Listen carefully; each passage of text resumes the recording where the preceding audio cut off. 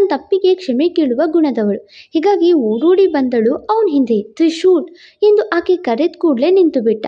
ತಕ್ಷಣ ಓಡ್ ಬಂದು, ತ್ರಿಶೂಲ್, ನಾನು ನಿಜಕ್ಕೂ ನಿಮ್ಮನ್ನ ತಪ್ಪಾಗಿ ತಿಳಿದು ಬಾಯಿಗೆ ಬಂದಿದ್ದು ಮಾತಾಡ್ಬಿಟ್ಟೆ. ಸಾರಿ, ಆ ರೀತಿ ಮಾತಾಡಬಾರ್ದಿತ್ತು ಎಂದಳು. ಕ್ಷಮೆ ಕೇಳೋಕೆ ಹಿಂಜರಿಯುವ ಹುಡುಗಿಯಲ್ಲ ಅವಳು. ಆದರೂ ಆತ ಸುಮ್ಮನೆ ಇದ್ದಾಗ, ತ್ರಿಶೂಲ್, ನಾನು ನಿಮ್ಮನ್ನ ಆಗಲೇ ಹೇಗಿಗೋ ಮಾತಾಡಿಸ್ಕೊಂಡೆ. ಬಾಯಿಗೆ ಬಂದಿದ್ದೆಲ್ಲ ಹೇಳಿದ್ದೀನಿ. ಅದೆಲ್ಲ ಕೋಪದಲ್ಲಿ, ಭಯದಲ್ಲಿ, ಸಂಕಟದಲ್ಲಿ ಹೇಳಿದ ಮಾತು.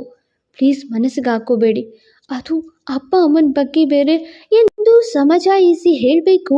ಆಗ್ನಿಂದ ಹಿಡಿದಿದ್ದ ಕೋಪದಲ್ಲಿ ಅವಳನ್ನು ಅಲ್ಲೇ ಗೋಡೆಗೆ ಒರಗಿಸಿದ ತ್ರಿಶೂಲ್. ಒಂದು ಕ್ಷಣ ಅವಳಿಗೆ ಗಾಬರಿ ಆಯಿತು. ಇದೇನಪ್ಪ ಇವನು ಈ ರೀತಿ ಆಡ್ತಿದ್ದಾನೆ ಎಂದು ಕಣ್ಣು ಬಾಯಿ ಬಿಟ್ಲು. ಹಾಗೆ ಅವಳ ಗಂಡನ ನೆನಪಾಯಿತು. ಆತ ಚಾಕು ತೆರೆಯುತ್ತಿದ್ದ ಪರಿ ನೆನೆದು ಗಪ್ಚುಪಾದಂತೆ ನಿಂತ್ಬಿಟ್ಲು. ಹೌದು, ನನಗೆ ಅಮ್ಮ ಅಪ್ಪ ಇಬ್ಬರು ಇಲ್ಲ. ನನಗೆ ತಾಯಿ ಪ್ರೀತಿ, ತಂದೆ ಕಾಳಜಿ ಸಿಕ್ಕಿಲ್ಲ. ನೀನು ಕೊಡ್ತೀಯಾ? ನೀನು ಕೊಡೋಕೆ ಸಾಧ್ಯನಾ? ಹೇಳು. ನಿನಗೆ ನಿನ್ನ ಮಗ ಕಾಣಿಸ್ಲಿಲ್ಲ ಅಂತ ಭಯ ಆಯಿತು, ಅದಕ್ಕೆ ಬಾಯಿಗೆ ಬಂದಿದ್ದು ಬೊಗಳ್ದೆ. ಈಗ ನಾನು ಕೂಡ ನನ್ನ